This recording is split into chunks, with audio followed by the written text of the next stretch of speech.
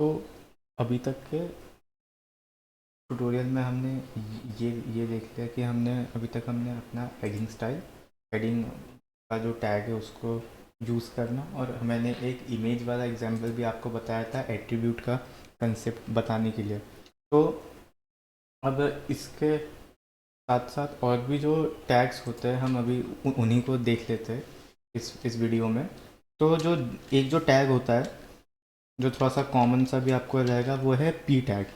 अभी मैं आपको सारे वैसे वाले टैग बताने वाला हूँ जो ब्राउज़र में ज़्यादा कुछ आउटपुट, स्पेशल आउटपुट प्रोड्यूस नहीं करते, पर उनका सिग्निफिकेंस होता है।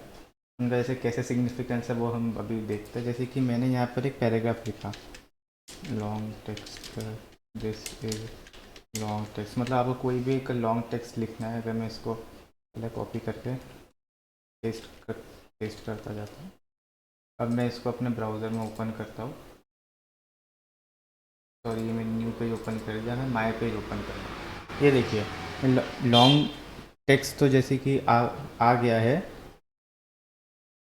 ये यहाँ पे लॉन्ग टेक्स्ट तो आ गया क्योंकि हमने इसको पी टैग में लिखा, लेकिन अब आपको लगेगा कि ये जो पी टैग में हमने लिखा है ये कुछ भी ऐसा आउटपुट, स्पेशल आउटपुट प्रोड्यूस नहीं कर रहा। मतलब ये सिंपल एक टेक्स्ट के जैसा ही दिख रहा है, लेकिन ये हम पैराग्राफ का यूज़ हम इसीलिए करते हैं क्योंकि अब जैसे कि हम आगे तक गए, अगर मैं इसमें एंटर भी दबा देता हूँ तब भी आपको, तो जैसे कि आपको पता है कि ये नेक्स्ट लाइन में ये जाएगा नहीं, मतलब ये वैसा का वैसा रहेगा। अगर मेरे को अभी नेक्स्ट लाइन से करना है तो हम दूसरा एक पी टैग लगा देते हैं। ये देखिए मैंने दूसरा वाला पी टैग यहाँ पे लगा दिया है, और यहाँ पे मेरा this is new paragraph, this is new paragraph. तो अब तो देखिए दिस इज़ न्यू पैराग्राफ में थोड़ी सी जगह छोड़ के अगर हमें लॉन्ग आर्टिकल्स में अपनी वेबसाइट में एक्स्ट्रा में लिखना होता है कोई भी चीज़ है, तो हम उसको अपने पैराग्राफ जैसे वेबसाइट में देखे ही होंगे, तो ये थोड़ी सी गैप छोड़ के आ जाता है। ये एक डिफ़ॉल्ट इस स्टाइलिंग है, इस गैप को कम भी किया जा सकता है, हम उसको अभी देखेंगे। और अब पैराग्राफ को भी जैसे कि हमने देखा स्टाइल कलर वाली बात, हम इसको भी कलर वगैरह कर सकते हैं। जैसे कि मैं इसको यहाँ पर आपको कलर कलर कोड अगर मैं लगा दूँ, देखिए ये वाला ये भी पिंक हो गया। तो ऐसे में ये तो हमारा पैराग्राफ हो गया। और एक और होता है जो आप ध्यान रखिएगा, इसका हम यूज़ करेंगे कि इतने सारे अलग अलग टैग को हम क्यों यूज़ करते हैं। स्पैन, स्पैन जो होता है वो भी कोई भी स्पेशल चीज़ प्रोड्यूस नहीं करता है, पर हम अपने HTML में जब हमारी वेबसाइट कॉम्प्लेक्स बन जाती है तब उसमें हम चीज़ों को सही तरीके से करने के लिए हम अलग अलग प्रकार के टैग का इस्तेमाल करते हैं। स्पैन भी कुछ भी स्पेशल प्रोड्यूस तो नहीं करता। ये देखिए उसने अभी भी कुछ भी ऐसा स्पेशल प्रोड्यूस नहीं किया, पर अगर मैं इसको सेकेंड लाइन में जाता हूँ तो ये देखिए नेक्स्ट लाइन में जाने के बाद भी ये स्पैन साथ में ही आता है। तो कभी आपको दो एलिमेंट को लाइन से देना हो तो आप उसमें स्पैन का इस्तेमाल कर सकते हैं। अब देखिए अंतर, देखिए हमने जब पैराग्राफ हमने जब बनाया था तब वो नेक्स्ट लाइन में आ गया था, लेकिन स्पैन नेक्स्ट लाइन में नहीं आता। ये वाले स्पैन वाले टैग की थोड़ी सी खासियत होती है, उसके साइड में आ जाता है। और अगर आप ये सोच रहे हैं कि जो हमने हाइपर लिंक दी थी वो हाइपर लिंक हम सिर्फ वैसे टेक्स्ट पर दे सकते हैं, तो ये बात सोचना गलत है, क्योंकि हाइपर लिंक मतलब जब हम क्लिक करते हैं किसी दूसरे पेज पर जाने के लिए, वो हम किसी भी चीज़ को दे सकते हैं। प्रोग्रामेटिकली हम किसी भी चीज़ को वो चीज़ प्रोवाइड कर सकते हैं। अभी मैं आपको एग्जांपल देता हूँ। ये चीज़ मैं अब मैं आपको लिंक को दे के बताता हूँ। अगर मैं अपनी जो है लिंक से मेरा मतलब है अपनी इमेज पर एक लिंक अटैच करके मैं आपको बताता हूँ। यहाँ पे लिखा ए हाइपर रेफरेंस। यहाँ पर अगर मैं अपना new underscore page dot HTML पर जाऊँ और अगर मैं इसको बंद कर दूँ, अब बंद करने का ज़रा ध्यान ध्यान रखिएगा कि इमेज टैग कहाँ ख़त्म हो रहा है।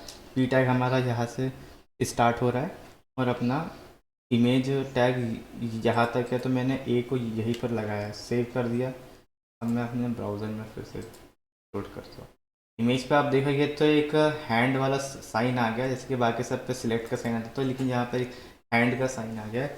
ये यूज़र को ऐसे में इंडिकेट भी करता है कि अब ये जो है इस पर एक क्लिकेबल कंटेंट है, मतलब हम इस पर क्लिक कर सकते हैं। ये वाली लिंक एक क्लिकेबल लिंक है, इससे यूज़र को भी ये चीज़ पता पता चल जाती है। तो इस पर मैं क्लिक करके देखेंगे तो आप सेकंड पेज पर आ गए। तो आप किसी भी चीज़ पर क्लिक क्लिक करवा के दूसरे पेज पर हाइपर लिंकिंग की जो प्रोसेस है वो आप किसी भी चीज़ पर कर सकते हैं। मैंने इमेज पर बता दी। आगे सेम टू सेम चीज़ आप पैराग्राफ पे ट्राई करके देखिएगा। यहाँ आप ए टैग लगा दीजिएगा, हाइपर रेफरेंस आपका जो भी पेज है, और उसको एंड कर कर दीजिएगा। तो ऐसे में तो आपका दूसरे पेज पर डायरेक्ट हो जाएगा। तो ये तो हमें थोड़ा सा मैंने आपको बता दिया कि कौन से वाले कुछ स्पेशल आउटपुट प्रोड्यूस नहीं करते हैं। अब जो स्पेशल आउटपुट प्रोड्यूस करते हैं मैं उसके बारे में भी आपको थोड़ा सा बता देता हूँ। एक तो उसके लिए आपने सुना होगा टेबल। टेबल जो मतलब इम्पोर्टेंट होता है, मतलब उसको चीज़ों को प्रॉपर वे में दिखाने के लिए, डेटा को इलुस्ट्रेट करने के लिए हम टेबल वगैरह का यूज़ करते हैं। अब जैसे कि अगर मेरे को आपको दिखाना है, मान लो मैंने यहाँ पे लिख दिया, एक पैराग्राफ बना दिया मैंने यहाँ पे। सपोज एक पैराग्राफ है मेरा, यहाँ पे मेरा एक पैराग्राफ है, यहाँ पे मैंने लिख दिया नेम, नेम और उसकी क्लास, उसकी एज। सपोज ये तीन तीन चीज़ें हैं अपने पास, हमें उसको दिखानी है। अब मैंने क्या किया, इसको अब मेरे को नेक्स्ट लाइन चाहिए, तो उसके लिए मैंने कर दिया नेम के बाद यहाँ पे हम कोई भी उसका नेम लिख देंगे। मान लो मैंने एक नेम लिख दिया, उसकी उसकी क्लास क्लास लिख दी 9, एज हमने उसकी डिसाइड कर ली 14 सपोज। और ये इस चीज़ मैंने फिर से कॉपी पेस्ट कर दी, 3 बार सेम डेटा मैंने कॉपी पेस्ट कर दिया, कोई दिक्कत नहीं। इसको मैंने रिफ्रेश किया तो ये देखिए ये यहाँ पर ऐसे आ गई। लेकिन ये उतना भी ज़्यादा अट्रैक्टिव नहीं लग रहा, क्योंकि अगर मैं यहाँ पर कोई एक लॉन्ग नेम आ जाए, मतलब यहाँ पर अगर कोई एक बड़ा नाम हो, तो ये देखिए ये थोड़ा सा अलाइन नहीं दिख रहा है कि क्लास के नीचे क्या है। तो हमें एक ग्रिड जैसा व्यू हमें आना चाहिए, ग्राफ वाला व्यू, एक ग्रिड जैसा व्यू आना चाहिए। तो उसके लिए हमारे पास एक जो इम्पोर्टेंट टैग होता है, इसका आप ध्यान रखिएगा, टेबल टेबल टैग। अब टेबल टैग क्या होता है, टेबल टेबल पहले आप टेबल टैग लगा दीजिए, टेबल टैग को एंड भी करना होता है। अब इसके अंदर हम अपना टेबल बना सकते हैं। तो टेबल के लिए, टेबल में कौन से 2 पार्ट होते हैं, एक तो टेबल की रो होती है और टेबल के कॉलम होते हैं। तो एक तो हम टेबल की रो है, तो हमें टेबल की रो डिसाइड करनी होगी। यहाँ पे मैंने टेबल की रो, टेबल की ये हमारी एक रो होगी, और टेबल की रो तो हमारी एक वो हॉरिजॉन्टल एक लाइन होती है। तो उसके अंदर हमें टेबल का डेटा, तो उसको हम टेबल, आप ऐसे याद रखिएगा कि उसके अंदर टेबल का डेटा होगा। सबसे पहले अपना आ जाएगा नेम, इसको अगर मैं डुप्लीकेट करता हूँ, नेम, उसकी क्लास, उसकी एज, ठीक है। ये हमारे 3 टेबल। तो मैं इसको रिलोड करता हूँ, रुक जाइए। अभी ये आपको ऐसा लग रहा होगा, पर ये एक्चुअली यहाँ पर हमारा एक टेबल बन गया। अब जब हम इसमें एक डेटा ऐड करेंगे, अगर मैं इसको कॉपी करके यहाँ पे पेस्ट कर देता हूँ, यहाँ पे मैंने लिख देता हूँ अभिजीत 9th 14। अगर मैं इसको सेव करूँ बैक, तो ये देखिए जो जो क्लास वाली चीज़ थी ये उसके साइड में आ गई है। मतलब ये अब अपने नेम के साथ ऑटोमेटिकली अलाइन होता रहेगा। अब मैं आपको इसका एग्जांपल और दिखाता हूँ। अगर मैं नाम थोड़ा सा बड़ा, कोई एक बड़ा टेक्स्ट लिख देता हूँ, मान लो मैंने बड़ा टेक्स्ट लिख दिया, फॉर एग्जांपल क्लास को भी मैं थोड़ा सा बड़ा वाला। तो ये देखिए क्लास भी उसके ऊपर जो रो थी वो अपने आप उसके थोड़ा एडजस्ट होकर उसी के नीचे आएगा। मतलब सेकंड वाला जो अपना डेटा है वो सेकंड वाली क्लास के जो हमने टॉप पे लिखा है उसी के नीचे आएगा। अगर आप एक्सेल वगैरह का यूज़ वगैरह भी आपने देखा होगा, वर्ड में भी आपने देखा होगा, कभी आपने प्रेजेंटेशंस वगैरह बनाई होगी तो उसमें भी ये टेबल का इस्तेमाल होता है। तो ऐसे में अपना ये टेबल टेबल से अपना डेटा ऐसा दिखता है। अब इसको अगर आप किसी दूसरे ब्राउज़र में हम पेस्ट करके देखते हैं, अगर मैं इसे किसी और ब्राउज़र में पेस्ट पेस्ट करके देखूँ, वैसे टेबल ऐसे ही रहता है किसी किसी ब्राउज़र में। यहाँ पे लाइंस भी शो होती है, शायद एज एज में ये लाइंस शो नहीं होती है। आगे हो सकता है आपके ब्राउज़र में लाइंस भी शो हो, डिपेंड करता है वो ब्राउज़र कैसा है।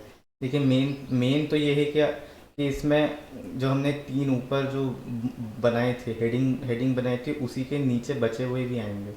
तो अब एक बार और देख लीजिए, टेबल रो तो हमारी ये वाली एक लाइन को रिप्रेजेंट करेगी। उसके बाद अब हम लोग एक्चुअली HTML को नहीं पता है कि हमारी हेडिंग है ये, वो तो उसको एज टेबल रो की तरह ही देख रहा है। अब मैं अज्यूम करो कि आपने थोड़ी सी मिस्टेक कर दी। आपने यहाँ पे क्या किया, एक दीन आपने एक रो के लिए वो इनपुट ही नहीं दिया, क्लास वाला दिया ही नहीं। तो क्या होता है, तो एक्चुअली वो लाइन से ही लेता है, सेकंड वाला क्लास के नीचे ही आएगा। इसके बाद जो है 14th, तो वो क्लास के नीचे ही है, तो वो सेकंड वाले में ही आएगा, वो क्लास के नीचे ही आएगा। अब यहाँ पर अगर आप एक्स्ट्रा स्पेस देंगे तो एज के नीचे नहीं आएगा। अगर आप चाहते हैं कि वो जगह जगह छोड़ के आए, तो आप एक खाली टैग को इंट्रोड्यूस कर दीजिए। ये देखिए, तो वो क्लास को छोड़ के, कि वो डेटा मिसिंग है उसको छोड़ के वो आगे आ जाएगा। ठीक है। अब हम तो अब हमें और अब हमें इसको थोड़ा सा स्टाइल करना है, तो आप बस एक बोल्ड कर सकते हैं। बोल्ड के लिए बहुत ही ज़्यादा सिंपल टैग है, बस बी, आप बी लिख दीजिए। बी, इसको ख़त्म कर दीजिए। आप इसको बी टैग के अंदर रैप कर दीजिए। बी का मतलब आपको शायद पता होगा, बोल्ड से होता है। ये थोड़ा सा इसको डार्क डार्क कर देगा। ये देखिए, इसको मैंने बोल्ड में कर दिया। देखिए विथ नेम क्लास एज अभी थोड़ा सा ठीक ठीक दिख रहा है। अब मतलब अब थोड़ा सा समझ में आ रहा है कि ऊपर से नीचे तक क्या ज़्यादा मैं ये अजीब सा जो नाम है, इसको भी मैं थोड़ा सा चेंज कर देते हैं। हम कोई भी दूसरा नाम सोच लेते हैं, 12th। अब इसको भी हम क्लास दे देते हैं 9th। और एक बार और हम इसको डेटा को कॉपी पेस्ट कर देते हैं, देखने के लिए कि दिख कैसा रहा है। ये देखिए, अब हमारे यहाँ पर एक छोटे से टेबल की तरह आ चुका है। ये हमें अब दिख रहा है साफ साफ।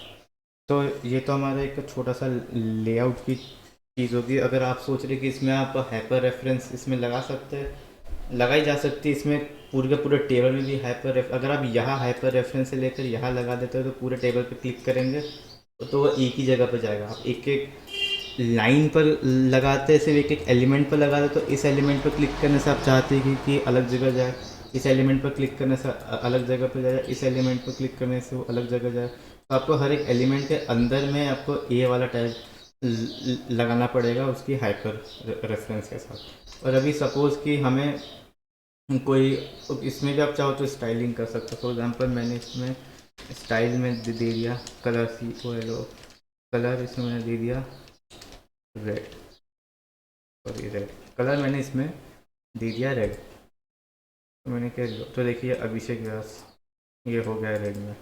बस तो ऐसे में तो ये टेबल टैग का इस इस्तेमाल हो गया। अब फाइनली जो एक और टैग जो मैं आपको बताना चाहता हूँ, वो टैग भी कुछ भी स्पेशल प्रोड्यूस नहीं करता है किसी भी ब्राउज़र में, लेकिन उस टैग का आगे बहुत काम आने वाला है। वो टैग है डिव। डिव, या फिर हम इसको लिखते डिव है, इसको हम बोलते हैं डिवीज़न। डिवीज़न का मतलब आपको पता होगा, मतलब हमें किसी भी चीज़ को किसी सेक्शन में डिवाइड करना है, तो हम उसके लिए हम डिव का यूज़ करते हैं।